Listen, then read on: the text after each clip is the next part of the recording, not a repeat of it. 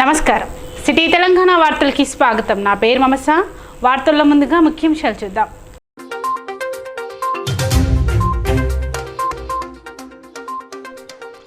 కేకేఓసి ముంపు గ్రామం దుబ్బగూడెం ఆర్&ఆర్ కాలనీని సందర్శించిన ప్రొఫెసర్ కోదండరాం. కాలనీలో జరుగుతున్న నిర్మాణ పనుల పరిశీలన, నాణ్యతతో పనులు చేపట్టాలన్న టీజేఎస్ అధ్యక్షుడు.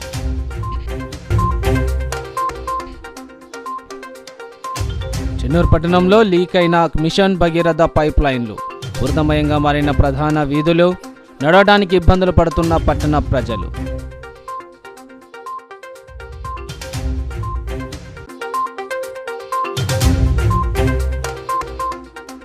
మెదక్ జిల్లాలో విషాద ఘటన. ఈదురు గాలులతో కొట్టుకుపోయిన గిరిజనుడి ఇల్లు, తీవ్రమైన గాలికి ఇంట్లో నిద్రిస్తున్న చిన్నారి కొట్టుకుపోయి మృతి.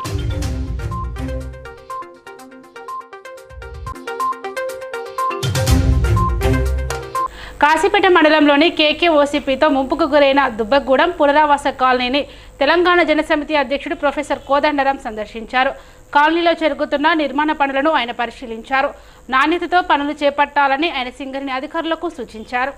కాశీపేట మండలంలోని కేకేఓసీలో ముంపుకు గురైన దుబ్బగూడెం ఆర్&ఆర్ కాలనీని తెలంగాణ జనసమితి అధ్యక్షుడు కోదండరాం సందర్శించి సింగరేణి యాజమాన్యం చేపడుతున్న కాలనీలో గృహ నిర్మాణ పనులను సోమవారం సాయంత్రం ఆయన పరిశీలించారు. ఈ సందర్భంగా కోదండరాం మాట్లాడుతూ సింగరేణి యాజమాన్యం చేపడుతున్న గృహ నిర్మాణ పనులు మెరుగ్గా చేపడుతున్నారని, అది చాలా అభినందనీయమైనప్పటికీ పనుల్లో తీవ్ర జాప్యం జరుగుతున్నట్లు పేర్కొన్నారు. గత సంవత్సరం వర్షాకాలంలో నిర్వాసితులు 6 ఇండ్లు కూలిపోవడం జరిగిందని అన్నారు. దాంతో ప్రజలు చాలా ఇబ్బందులు ఎదుర్కొంటున్నారని అని తెలిపారు. ఇప్పటికైనా ఆలస్యం చేయకుండా ఆర్&ఆర్ కాలనీలోని నాణ్యతతో కూడిన గృహ నిర్మాణాలు వీలైనంత తొందరగా నిర్మించి ఇవ్వాలని కోరారు. కేకేఓసీ గనిలో భాగంగా నిర్వాసితులైపోయినటువంటి గ్రామాలకు ఇక్కడ ఆర్&ఆర్ పాలసీ ప్రకారం వాళ్ళు గృహ నిర్మాణం చేయటం చాలా బాగుంది. మొట్టమొదటిసారి నా అనుకోవటం అయితే ఒక పాలసీ అనే దాన్ని సింగరేణి తీసుకోవటం, అమలు చేయటం జరుగుతుంది. అది సంతోషదాయకమైన, ఇలా చాలా కీలకమైన విషయం ఏంటంటే ఈ కాలనీకి సంబంధించి ఇప్పటికే చాలా జాప్యం జరిగింది. ఇప్పుడు నిర్వాసితులు పోయిన సంవత్సరము వాళ్ళు 6 ఇండ్లు కూలిపోయినాయి. వాళ్ళే అక్కడ ఇల్లేమో ఖాళీ చేయలేరు, బయట ఎక్కడో పోయి కిరాయికుందామన్నా ఇక్కడ ఇంకో ఇల్లు దొరకదు. కాబట్టి ఒకటేంటంటే ఈ జాప్యం కాకుండా నాణ్యతా ప్రమాణాలకు లోబడి వీలైనంత తొందరగా ఇల్లు కట్టాలనేది ఒకటైతే, రెండవది ఇక్కడ ఉన్న సౌకర్యాలు కూడా సగం నిర్మించి అసంపూర్తిగా మిగిలిస్తే అవి చాలా ఇబ్బంది కలుగుతాయి. ఓ ఆలయం నిర్మిస్తే కొంత కళ్యాణ మంటపం ఉంటే ఫంక్షన్స్కు వాడుకుంటారు. సొంత ఊళ్ళో ఉంటే ఏమవుతుంది, ఇవన్నీ ఉన్నాయా అంటే సొంత ఊళ్ళో వాళ్ళ వెసులుబాటును బట్టి డబ్బులు నిధులు సమకూర్చుకొని రకరకాల సౌకర్యాలను ఏర్పాటు చేసుకుంటారు. ఇప్పుడు కొత్తగా కాలనీ పొందుబాటు చేస్తున్నారు కాబట్టి ఆ వస్తువులన్నీ కూడా ఉండాలని కోరుకుంటారు. ఓ ఫంక్షన్ హాల్ నిర్మాణం జరిగినా దానికి అనుబంధంగా డైనింగ్ హాలు, కిచెన్ కూడా ఉంటే బాగుంటాయి. ఇట్లాంటివన్నీ కూడా లోపాలు లేకుండా నిర్మాణం చేస్తే ఉపయోగకరం. లేకపోతే ఏమవుతుందంటే కట్టిన పేరే కానీ అవి ఉపయోగంలోకి రావు. ఇట్లాంటి లోపాలు లేకుండా చూసుకోవాలి. అదేవిధంగా నిర్వాసితులు ఎవరున్నారో వాళ్ళకే ఉద్యోగ అవకాశాలు కూడా కల్పించాలి. ఇది వాళ్ళ జాతీయ స్థాయిలో గుర్తింపు పొందినటువంటి ఆర్&ఆర్ పాలసీ అంశం ఇది. దీన్ని కూడా గుర్తించి ఇక్కడ నిర్వాసితులకు ఉపాధి కల్పించాలి. ఆర్&ఆర్ ఇప్పటికే ఆలస్యమైంది, వేగవంతం చేయాలి. మీరు నాణ్యతా ప్రమాణాలతో సంపూర్తిగా ఈ కాలనీని నిర్మించి దీన్ని ఒక ఆదర్శప్రాయంగా కనబడేటట్టుగా తీర్చిదిద్ది చూపాలని చెప్పి కూడా మేము సింగరేణి వారిని కోరుతున్నాం. ఇచ్చిన నష్టపరిహారం కూడా తక్కువే, చాలా ఇబ్బంది పడ్డారు. చాలా రోజులు తిరిగితే తప్ప అది కూడా రాలేదు. కాబట్టి ఆ సందర్భాన్ని దృష్టిలో పెట్టుకొని ఒక మంచి ఆర్&ఆర్ కాలనీ నిర్మించి ఒక ఆదర్శప్రాయమైనటువంటి ఒక ఆర్&ఆర్ పాలసీని అమలు చేసి చూపాలని సింగరేణి యాజమాన్యానికి నేను విజ్ఞప్తి చేస్తాను. చెన్నూరు పట్టణంలో mission Bhagiratha pipeline leakage కావడంతో ప్రధాన వీధులన్నీ బురదమయంగా మారుతున్నాయి. వీధుల్లో నడవడానికి ప్రజలు నానా ఇబ్బందులు పడుతున్నారు. మంచిర్యాల జిల్లా చెన్నూరు పట్టణంలో mission Bhagiratha pipeline leakage కారణంగా ప్రధాన వీధులు బురదమయమవుతున్నాయి. నడిచేందుకు దారి లేక ప్రజలు తీవ్ర ఇబ్బందులు పడుతున్నారు. నిత్యం పైప్ లైన్ లీకేజీ కారణంగా రహదారులన్నీ కూడా నీటమయం అవుతున్నా అధికారులు పట్టించుకోవడం లేదని ప్రజలు ఆగ్రహం వ్యక్తం చేస్తున్నారు. గత ప్రభుత్వం ప్రతిష్టాత్మకంగా చేపట్టిన మిషన్ భగీరథ పనుల్లో నాణ్యత లేని కారణంగానే ఈ లీకేజీలు జరుగుతున్నాయని ప్రజలు అభిప్రాయపడుతున్నారు. ప్రభుత్వాలు మారినా తమ తలరాతలు మారటం లేదని ఆవేదన వ్యక్తం చేస్తున్నారు. అధికారులు వెంటనే స్పందించి లీకేజీలను గుర్తించి మరమ్మతులు చేయించాలని ప్రజలు కోరుతున్నారు. ఈ మొత్తం వాటర్ లీక్ అయ్యి రోడ్డు మీద మొత్తం నీళ్ళు వస్తున్నాయి. 15 రోజుల నుంచి ఇట్లనే దెబ్బకొకసారి 5-6 రోజులకు ఒకసారి మిషన్ భగీరథ నీళ్లు పగిలి వాటర్ బయటకు వస్తున్నాయి. తాగడానికి నీళ్ళు మాత్రం మంచి నీళ్ళు వస్తలేవు, కానీ ఈ బురద నీళ్ళు మొత్తం రోడ్ అంతా అయిపోతున్నాయి, జామ్ అయిపోతున్నాయి. షాప్ ముందర మాకు ఇక్కడ షాప్ ఉన్నది, షాప్ ముందర మొత్తం నీళ్ళు ఫుల్ జామ్ అయి ఉంటున్నాయి. ఈ జనాలకు కూడా నడవడానికి బాగా ఇబ్బంది అవుతున్నది. దీన్ని కొంచెం చూసి దీన్ని రిపేర్ చేయాలని మనది. కింద అచ్చుడు పోడు చాలా ఇబ్బంది అవుతుంది. ఈ నాలి సరిగ్గా లేక ముసలి నడుచుడు ఇబ్బంది అవుతుంది. నడుచుడు ఈ నాలి దాటడం వస్తుంది ముసలి వాళ్ళకు. కాబట్టి దయచేసి రోడ్ పనులు మొత్తం క్లియర్ చేయించాలని మాత్రం మన నెల అవుతుంది. నాలీలతోటి మొత్తం నాలి పక్క పంట మొత్తం నీళ్ళు పోతే ఈ మిషన్ వైర్ పైపులన్నీ వల్లి మొత్తం రోడ్ అంతా నీళ్ళు అయిపోతున్నాయి. నాలిలో రోడ్ మీదకి నడిచేటట్లేదు, చేసేటట్లేదు, మొత్తం రోడ్ అంతా జామ్ అయి ఉన్నాయి. నీళ్ళు విచ్చలు బురద మాయం ఉన్నాయి, రోడ్ అంతా బురద మాయం ఉన్నది. కాబట్టి ఎవరైనా నాయకులు సందర్శించి మంచిగా ఈ రోడ్డు పూర్తిగా చేయండి, ఈ నాలీలు కూడా మొత్తం చేయండి అని మా యొక్క విజ్ఞప్తి. లోక్సభ ఎన్నికల నేపథ్యంలో బెల్లంపల్లి మున్సిపాలిటీలో కమిషనర్ మల్లారెడ్డి తన సిబ్బందితో కలిసి పట్టణంలోని డివైడర్కు ఇరువైపులా ఏర్పాటు చేసిన ఫ్లెక్సీలు, షెడ్లు, తోపుడు బండ్లను తొలగించారు. బెల్లంపల్లి మున్సిపల్ కమిషనర్ మల్లారెడ్డి సిబ్బంది కలిసి డివైడర్కు ఇరువైపులా ఇబ్బందికరంగా పెట్టిన ఫ్లెక్సీలు, షెడ్లు, తోపు బండ్లను తొలగించారు. ఈ సందర్భంగా మున్సిపల్ కమిషనర్ మల్లారెడ్డి మాట్లాడుతూ ఇష్టానుసారంగా స్టాండ్స్, ఫ్లెక్సీలు పెట్టడం వల్ల అనేక ప్రమాదాలు చోటు చేసుకుంటున్నాయని, ఒక అమ్మాయి ప్రమాదానికి గురైందని అన్నారు. మీడియా ద్వారా వచ్చిన వార్తలు జిల్లా పాలనా అధికారి ఆదేశాల మేరకు ప్రజలకు ఇబ్బందికరంగా ఉన్న వాటిని తొలగించామని అన్నారు. వ్యాపారస్తులు, దుకాణదారులు మున్సిపల్ నియమాలు పాటించాలని, లేని ఎడల వారిపై చట్టపరమైన చర్యలు తీసుకుంటామని అన్నారు. బెల్లంపల్లి పట్టణంలో ఎంక్రోచ్మెంట్ వలన చాలా యాక్సిడెంట్స్ అయినాయి. జిల్లా కలెక్టర్ గారు తర్వాత ఈ వార్తాపత్రికల ద్వారా రావడం జరిగింది. నిన్న కూడా ఒక పాపకు యాక్సిడెంట్ అయింది, అంతకుముందు ఒక బైక్ అతనికి యాక్సిడెంట్ అయింది. జిల్లా కలెక్టర్ ఆదేశాల ప్రకారం మొత్తము ఎంక్రోచ్మెంట్స్ అయితే వాళ్ళకైతే ఏది ఉందో మోరీ బయటనే పెట్టుకోమని చెప్పి చేసుకోమంటున్నాం. మోరీ అవతల వస్తే పబ్లిక్ యాక్సిడెంట్ అవుతున్నాయి. ఏదైనా కూడా వాళ్ళ బిజినెస్ కూడా మోరీ అవతలనే పెట్టుకోవాల్సిందిగా పురపాలక సంఘం బెల్లంపల్లి గారి తరఫున విజ్ఞప్తి చేస్తున్నాం. ప్రజలందరూ కూడా, ప్రజాప్రతినిధులు కానీ, ప్రజలు కానీ, వార్తాపత్రికల వీళ్ళందరూ కూడా పురపాలక సంఘానికి సహకరించవలసిందిగా కోరినాయి. వీళ్ళకు చెప్పడం జరుగుతుంది. తర్వాత వాళ్ళకు చట్టపరమైన చర్యలు తీసుకోబడుతున్నది. ఎందుకంటే వాళ్ళకు ఫైన్ వేస్తాం, ఫైన్ తర్వాత కూడా కోర్టు కూడా పంపించడం. ఎందుకంటే ప్రజల కోసమే చేస్తున్నాం కాబట్టి ప్రజలందరూ కూడా పురపాలక సంఘానికి సహకరించవలసిందిగా కోరినాయి. మెదక్ జిల్లాలో విషాద ఘటన చోటు చేసుకుంది. ఈదురుగాలులు ఒక గిరిజన రైతు కుటుంబాన్ని నిండా ముంచింది. బీభత్సమైన గాలులతో తన ఇల్లు ఎగిరిపోగా అందులో నిద్రిస్తున్న చిన్నారి తీవ్రమైన గాలికి కొట్టుకుపోయింది. ఈదురుగాలులు బీభత్సం ఓ కుటుంబాన్ని మింగేసింది.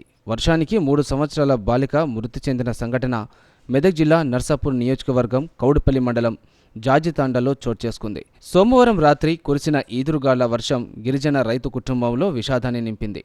తాండకు చెందిన మానియా నాయక్ అనే రైతు కుటుంబానికి సంబంధించిన ఇల్లు ఈదురుగాలులకు ఎగిరిపోవడంతో ఇంట్లో నిద్రిస్తున్న చిన్నారి గాలికి కొట్టుకుపోయింది.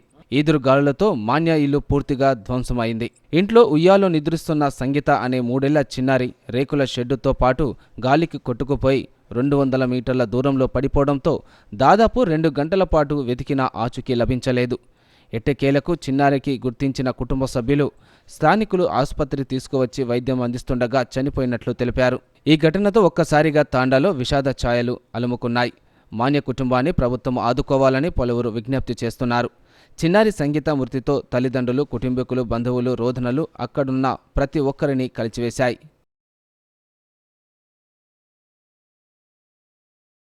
మంచిర్యాల వివేకానంద పాలిటెక్నిక్ కళాశాల యాజమాన్యం తరగతులు నిర్వహించకుండా విద్యార్థుల జీవితంతో చెలగాటమాడుతుందని, తమకు న్యాయం చేయాలని కళాశాల విద్యార్థులు డిమాండ్ చేశారు.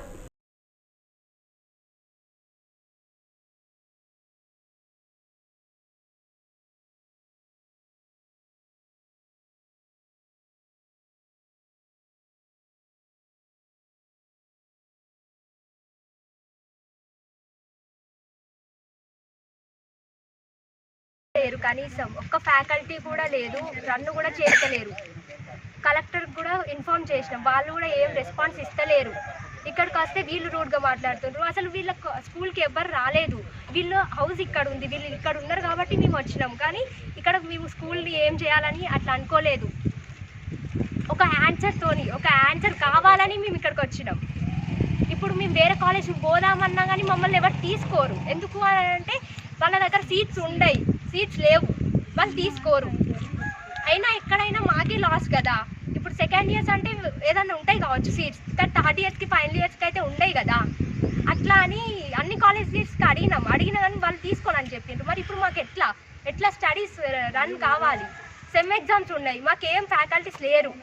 స్కాలర్స్ వాళ్ళు ఇప్పుడు వాళ్ళే ఫీజు కట్టాలంట. వాళ్ళు ఎట్లా కడతారు? వాళ్ళకి టీచర్స్ మనీ ఇవ్వాలంట. మేము ఎట్లా ఇస్తాం? మేము ఎట్లా ఫీజు కడతాం? ఏంటిదంటే ఫ్యాకల్టీ అందరినీ పెట్టి కాలేజ్ అయినా రన్ చేయాలి, లేకుంటే మమ్మల్ని అందరినీ వాళ్ళే బాధ్యత తీసుకొని. నరసింహరావు సార్, ఈయనతో మాట్లాడదామని ఇక్కడికి వచ్చినాం. కానీ ఆ మేడం కొంచెం రూడ్గా మాట్లాడుతుంది. ఎట్లా అంటే మీరు గెట్ అవుట్ అనుకుంటా ఏదేదో అంటుంది. ఆన్సర్ కోసం మేము వస్తే తను బాగా రేజ్ అవుతుంది. 3 years చదివించుకుంటారు కానీ ఏం చదివించుకోవట్లేదు. కాలేజ్ క్లోజ్ చేస్తా. కాలేజ్ మంత్ ఎగ్జామ్స్ ఉన్నాయి. ఇప్పుడు ఫ్యాకల్టీ మా క్లాసెస్ చెప్తలేరు. అందుకోసం ప్రాబ్లమ్స్ సొల్యూషన్ కావాలని వచ్చినాం. అదే ఇక్కడికి ఎందుకు ఇక్కడ స్పెసిఫిక్ వాళ్ళ వైఫ్ కూడా ఇక్కడనే ఉంది. బట్ ఇక్కడ వీళ్ళ వైఫ్ దగ్గరకు వస్తే తను రూడ్ గా మాట్లాడుతుంది. యాజ్ ఎ స్టూడెంట్స్ గా మేము ఎంత మంచిగా మాట్లాడిన తను get up from this school అనేసి పంపించేసింది. చెంప వాళ్ళ కొడతా అది ఇది అని బ్యాడ్గా రూడ్గా బిహేవ్ చేస్తుంది మ్యామ్. బట్ మాకు ఇప్పుడు సెమిస్టర్ ఉంది. సిద్ధయ్య సార్ కూడా ఏం రెస్పాన్స్ ఇవ్వట్లేదు. టీచర్స్ క్లాస్కి రావట్లేరు. మాకు క్లాసెస్ ఎవరు రన్ చేస్తలేరు. మాకు వాళ్ళకి టీచర్స్కి శాలరీ కూడా ఇస్తలేరు. మాకు ఇప్పుడు సెమిస్టర్ ఉంది ఫైనల్. దాంట్లో ఎగ్జామ్స్ ఏం రాయాలో కూడా తెలియదు. సిలబస్ కూడా కంప్లీట్ కాలేదు. కంప్లీట్ చేస్తలేరు. సిద్ధయ్య సార్ దగ్గరికి వస్తే తను రెస్పాన్స్ ఏం ఇవ్వట్లేదు. కాల్ కూడా లిఫ్ట్ చేస్తలేరు. వాళ్ళ వైఫ్ దగ్గరికి వస్తే వాళ్ళ వైఫ్ మమ్మల్ని తిడుతుంది. ఎంత రెస్పెక్ట్ ఇస్తున్నామో అంత రూడ్గా మాట్లాడుతున్నారు. కాల్ కూడా రెస్పాండ్ అవుతలేరు. అసలు చిల్డ్రన్స్తో ఇట్లా మాట్లాడతారనేసి ఇప్పుడు అనుకోలేదు. పెద్దపల్లి పార్లమెంట్ స్థానాన్ని గడ్డం వివేక్ తనయుడు గడ్డం వంశీకి కేటాయించాలని చెన్నూరు కాంగ్రెస్ పార్టీ యూత్ నాయకులు డిమాండ్ చేశారు. మంచిర్యాల జిల్లా చెన్నూరు ప్రెస్ క్లబ్ మీట్లో యువ నాయకులు మాట్లాడుతూ కాంగ్రెస్ పార్టీ పెద్దపల్లి నియోజకవర్గం ఎంపీ టికెట్ గడ్డం వంశీకి కేటాయించాలని డిమాండ్ చేశారు. ఈ సందర్భంగా వివేక్ ట్రస్ట్ ఆధ్వర్యంలో అనేక సేవా కార్యక్రమాలు నిర్వహించి నిరుపేదల గుండెలో నిలిచిన వంశీ ఎంతో సేవాభావం కల వ్యక్తి అని, ఎటువంటి పదవి లేకుండా విశాఖ ట్రస్ట్ ద్వారా సేవలు అందించారని అన్నారు. కాంగ్రెస్ పార్టీ అసెంబ్లీ ఎన్నికల్లో ముఖ్య పాత్ర వహించి తన తండ్రి గడ్డం వివేక్ వెంకటస్వామి ప్రచారంలో భాగంగా యువతను మేలుకొలిపి పల్లె పల్లెన ప్రచారం సాగించి ప్రజలతో మమేకమై పార్టీని పైకి తెచ్చిన వ్యక్తి అని అన్నారు. చెన్నూరు నియోజకవర్గ కాంగ్రెస్ పార్టీ వివేక్ వెంకటస్వామి గెలుపు కొరకు ఎంతో శ్రమించిన వ్యక్తి అని, యువతను ఉత్తేజపరచడానికి, యువకులకు పార్టీని ముందుకు తేవడానికి యువకులకు అవకాశం ఇవ్వాలని తెలంగాణ ముఖ్యమంత్రి యనుమల రేవంత్ రెడ్డిని విన్నవించారు. తెలంగాణ అభివృద్ధి కొరకు నవ యువకుడు గడ్డం వంశీకి పెద్దపల్లి పార్లమెంట్ టికెట్ కేటాయించాలని కోరారు. గడ్డం వంశీ గెలుపు కొరకు గడప గడపకు తిరిగి ప్రచారం చేసి భారీ మెజార్టీతో గెలిపించుకుంటామని ఈ సందర్భంగా తెలిపారు. తెలంగాణ ప్రియతమ ముఖ్యమంత్రి గారికి మేము చెన్నూరు నియోజకవర్గం నుండి అలాగే పెద్దపల్లి పార్లమెంట్ స్థానాన్ని గౌరవనీయులు కాకా వెంకటస్వామి మనవడు యువ నాయకులు వంశీ గారికి కేటాయించాలని చెప్పేసి కోరుకుంటున్నాం. అదేవిధంగా కాకా సేవలు ఈ పెద్దపల్లి పార్లమెంట్కు చాలా అందినాయి. ఆయన కేంద్ర మంత్రిగా ఉన్నప్పుడు అలాగే 2009, 2014 వరకు వివేక్ గారు పెద్దపల్లి పార్లమెంట్ మినిస్టర్గా చేశారు. అప్పుడు కూడా వారి సేవలు అన్ని నియోజకవర్గాలకు అందినాయి.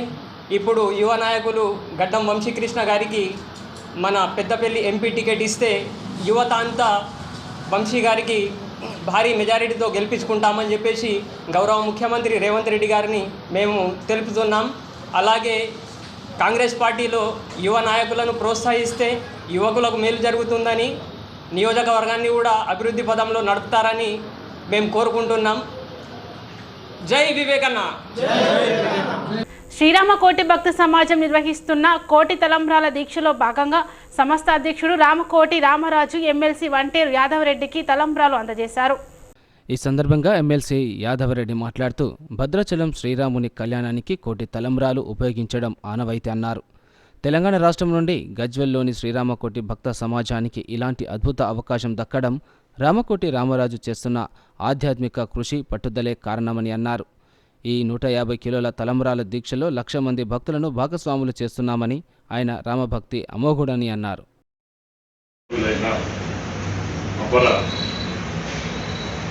ఈ కలియుగ రామదాసుగా పేరు పొందిన రామకోటి రామరాజు గత కొన్ని సంవత్సరాలుగా రాముని మీద భక్తితోటి హిందూ సోదరులందరితోటి కూడా ఈ రామనామం వ్యాపించడే కాకుండా ఎన్నో కార్యక్రమాలు ఆధ్యాత్మికంగా చేపట్టడం జరుగుతుంది.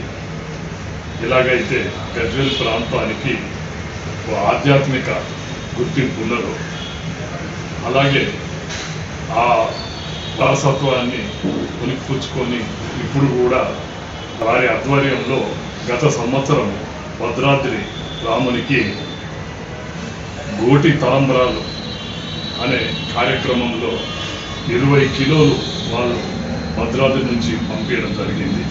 సుమారు ఒక 30,000 మందితోటి వారిని గోరుతోటి ఒలిపించి తలంబ్రాలుగా తయారు చేసి పంపించడం జరిగింది.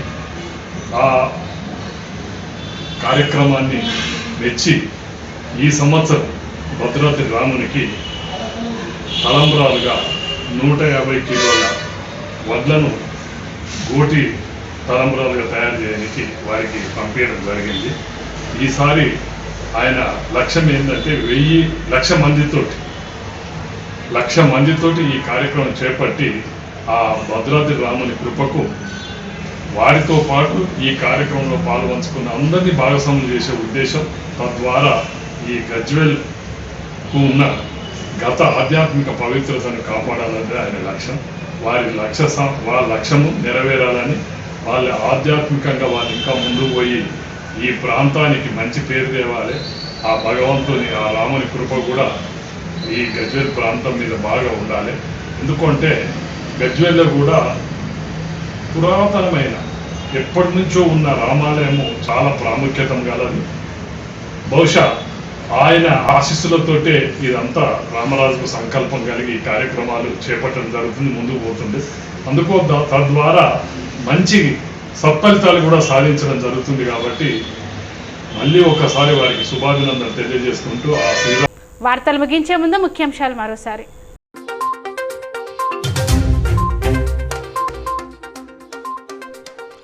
కేకేఓసి ముంపు గ్రామం దుబ్బగూడెం ఆర్ఎండ్ఆర్ కాలనీని సందర్శించిన ప్రొఫెసర్ కోదండరాం. కాలనీలో జరుగుతున్న నిర్మాణ పనుల పరిశీలన, నాణ్యతతో పనులు చేపట్టాలన్న టీజేఎస్ అధ్యక్షుడు.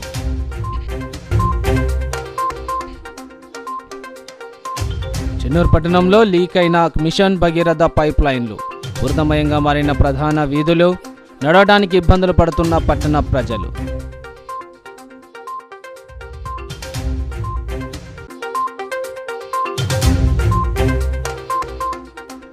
మెదక్ జిల్లాలో విషాద ఘటన. ఈదురు గాలులతో కొట్టుకుపోయిన గిరిజనుడి ఇల్లు, తీవ్రమైన గాలికి ఇంట్లో నిద్రిస్తున్న చిన్నారి కొట్టుకుపోయి మృతి.